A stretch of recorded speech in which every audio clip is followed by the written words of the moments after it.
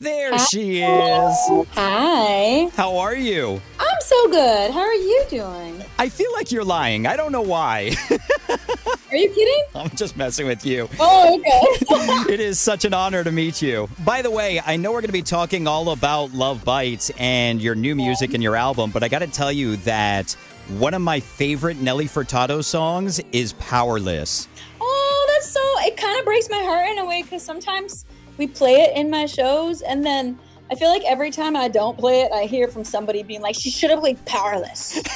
You know you can't make everybody happy, right? I know, but it's so hard because sometimes we're doing festivals and we have like 50 minutes, 45. I always have to choose between like a little bit of Try from Folklore or Powerless or then, but then I can't play All Good Things Come to an End. So it's like, you can only play so many like mid-tempos. That's why we got to have a 5-hour Nelly Furtado concert. Yeah. One of our local DJs here, Gemini, did a breakbeat remix of Powerless probably about a decade ago. What? And I want to hear it. It is so amazing. Oh my God, I want to hear that. You know what? I'll send it to Ayelet and she can get it to you so you can hear it. Okay, thank you. All right, let's officially start this chat.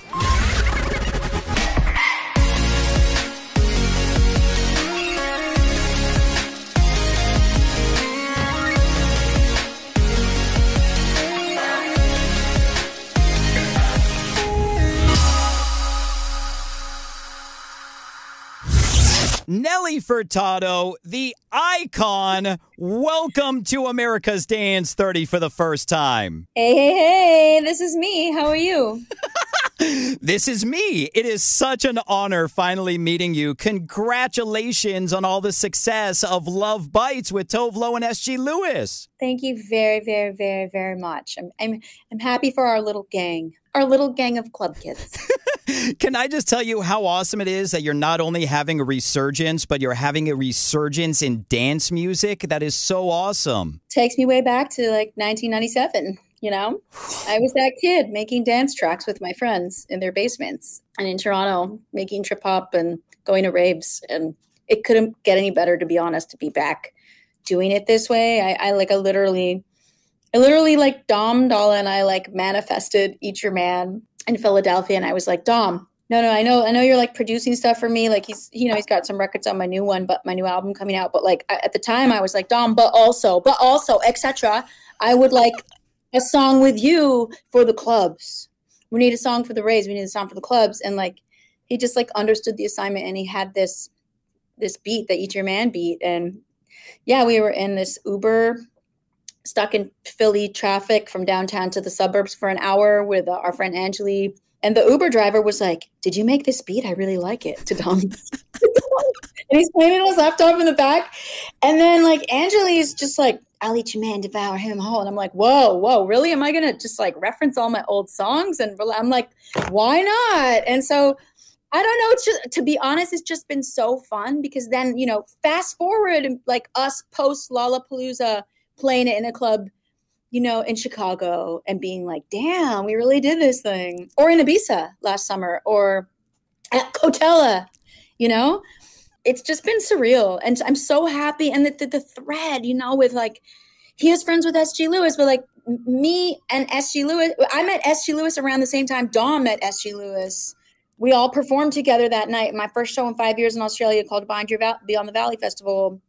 I did the Glue Bicep remix with him to Say It Right on stage. It's just been this kismet and community, and I just couldn't be happier because it's so real. And I've been so inspired by the dance community and the DJ community because it's so much about the people. It's so much about the actual music and the connections and the support and the organic love of music. And it's just so my vibe. It's so my vibe. Well, it just makes me so happy and warm inside to hear all that because it's so great seeing you in the scene and having so much success. Now, we're going to be talking all about Love Bites and your new album coming up. But first, let's get to know Nelly Furtado a little better with Finky's First. My brain's a wild place. So this is going to be very interesting. Hey.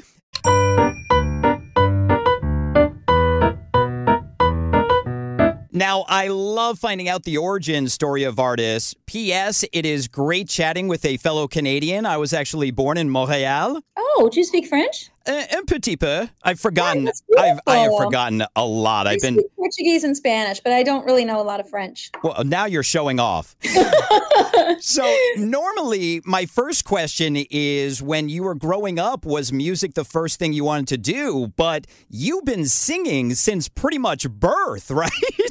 I have been. My first memory kind of channeling melodies and lyrics through my body was I was 3, and they just kind of came, and I didn't understand where from, and they would make me feel quite emotional, and they always felt like joyful. And we had a piano in our living room, and I would just spend hours just finding notes.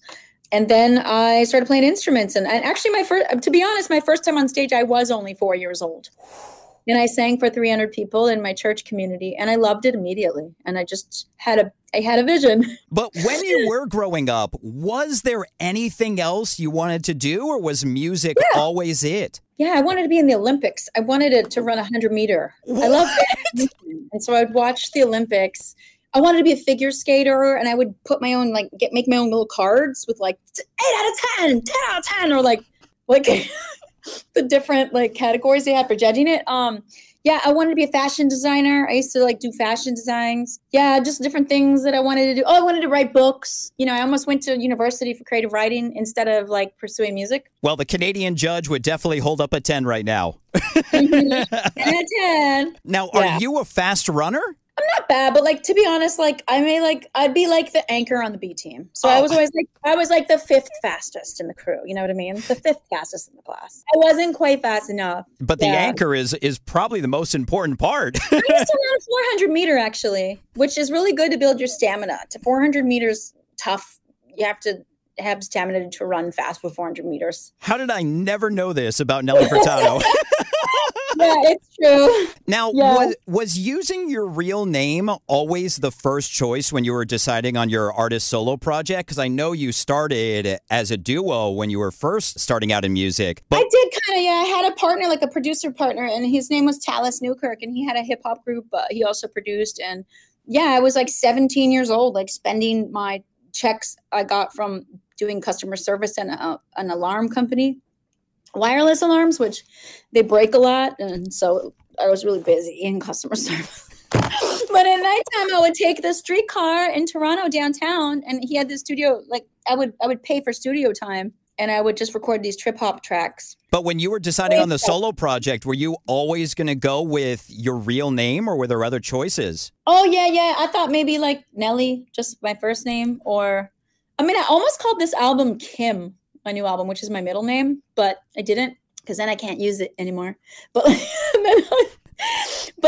no, I always wanted to use my real name. Sometimes I'm oh, it would have been cool to have a pseudonym, but it's fine. I'm proud of it. It's a Portuguese name. And it's such a great name. Nelly Furtado is a beautiful name. Thank you very much. Now, if I mentioned all of your awards and nominations, we would be here until 2025. But you've got a Grammy, you've got a Latin Grammy, you've got a Juno, which is pretty much a Canadian Grammy. Do you remember your first award or nomination? Yeah, I was nominated for a bunch of Juno awards, which is the Canadian version of the Grammys. So I was a kid. I was bright-eyed and bushy-tailed. I was 21 or something. And I won all these Junos. It was mind-blowing. I just saw the photos of me and my family. I'm age 21 in my little tiny one of my first apartments. And my whole family has newspapers. And they're holding them up. And it's I'm on the cover of all the newspapers. And I thought, wow, I saw those pictures. And I was wow, that's really mind-blowing. That's really cool that happened. That was exciting. Yeah, I've been doing this a long time. I've been doing this 25 years. This is my 7th album I'm putting out in September. I worked on it for 4 years, so I take my time, but it's always worth it. It's always worth it. Man, that's so iconic. Now, you have got some amazing songs that have been on the radio, but do you remember the first time ever hearing one of your songs on the radio? I was in that tiny apartment that had no windows in the bedroom, which was good because I barely slept because I was always on the road touring. So it was about 20, 21. And I had a clock radio. Remember those? And I would wake up to the radio, and one day Could have been afternoon. I wouldn't know because the room had no windows. But the alarms came on and it was I'm Like a Bird. Like right then? Yeah. Wow, that is kismet. Yeah, and I heard on the radio. That is unbelievable. What did it And then feel I made like? this mistake of going online and reading comments. And then I was like, it was fun for like 5 minutes. I'm just kidding. And Nelly Furtado has never checked another comment since. Yeah. Let's talk about this smash, Love Bites, with Tove Lo and S.G. Lewis. You know, I got a chance to chat with both of them a couple of months ago, and they were both mind blown that they got the opportunity to work with such an icon like you. Come on, they're on fire right now. I'm Those telling kids you. don't stop. They are making fire music every day. That was their words, not mine. How was this song born? Just out of, again, this community and connection that I found that kind of really was the thread in making my new album.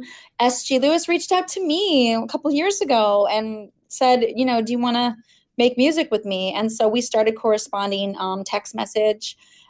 We finally got to perform one of my songs, All Good Things Come to an End, together at the Beyond the Valley Festival in Australia on New Year's Eve a few years back.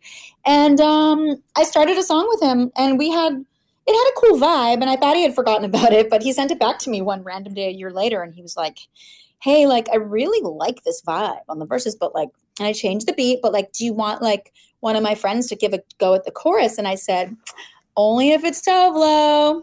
And he's like, okay. And she got back to him immediately, and we created this cute little thread. Like, we're still chatting on our little thread about like Ibiza and fun stuff and just supporting each other, really.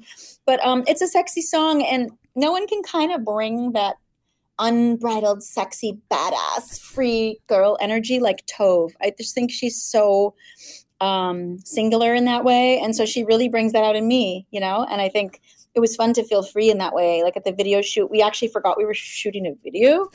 But once we were singing, we were like, oh, aren't we at the club? And then it was pretty transcendental. Now, your new song, Corazon, I saw that you've been working on it for 2 years? Yeah, it took 3 cities, just to get it right. Because, you know, I got the real bomba stereo on the track playing all the beautiful Colombian instruments. And they did that after a sold out gig in Toronto. We all got in an Uber that was way too small for all of us and got to the studio, and they were tired, but they pushed through and they recorded till 4 a.m. And then Liliana finished her verse in New York, you know, a few months later. T-Minus started the track with just a beat, and we started what it will become. But it's just a journey. I think that I'm aware that it kind of has this fusion, and I think part of my signature sound is fusion, and I think that it was important to me to get it right. Very proud of it. But there are probably no other songs like it on the album. There's just every song's different on this new album. It's like there's no thread. That's why I called it 7, like a fashion collection. And it's coming out in September. Can't wait for that. What can fans expect? It's honestly, it's a treat. It's like just meant to trip out to and escape. Just portals, you know, just portals of melody and music that can move you and you can move your body to, but also hopefully move your soul a little bit too and get lost emotionally in it. Well, can't wait to hear it in September. It is so awesome that you've got it coming out. Now, complete side note, but when I was deep diving, I came across the medley video you did at the 2024 Junos of all your greatest hits. I don't know what I'm going through hormone-wise, but when you sat on the piano and started singing I'm Like a Bird, I legit started tearing up. It was so good. Oh, my God, it was so good. Yay! We nailed it then. That was your mission going in. Can I make Brian Fink cry? You wanted people to cry. Brian cry? What was it about that? Was it the beautiful strings? This beautiful string arranger, Owen Pallett, who's also featured on my album, did the strings. He's so good. Now, I'm sure performing and doing your songs is like muscle memory for you, but when you're doing something completely different like that, like a medley of your greatest hits, how many times do you need to rehearse that so you don't forget what song is next? We made it look easy, but it was difficult. Right. That's the key. It's like, make it look easy, but spend 4 months. So we spent a long time getting it right. I was very, very specific. I work with one of my collaborators, Harag, really talented, and he got it from the beginning, getting all the mashups. We even included this really cool TikTok mashup of "Say It Right." I love like remix culture. I love nostalgia culture. I just wanted to bring it all together. I've been playing a lot of shows, so I understood the value of that. I really understood the value of taking people back. You know what I mean? Taking them back, taking them forward. That's why I wanted also to give Dom Dolla's remix of Give It To Me a little love in that medley and say, you know what? Let's take it to the future as well here. Let's put Eat Your Man. Let's give it a little bit of that Dom Dolla remix of Give It To Me. Like, that's a vibe. I think I put that one in there. Is that in there? I think it was. Imagine if it wasn't in there. If it's not, I'll cut it out. No, it is. That's so flat. Yeah, we did it. For anybody that hasn't seen it, do yourself a favor and search it on YouTube. It is such an amazing performance. It was so fun. Nelly Furtado, congratulations on the album coming out. Congratulations on all the shows you've got going on right now. Nelly Furtado, it is such an honor finally chatting with you. Thank you for your time on America's Dance 30. Oh my God, I love talking to you. This was really fun. Dance live forever.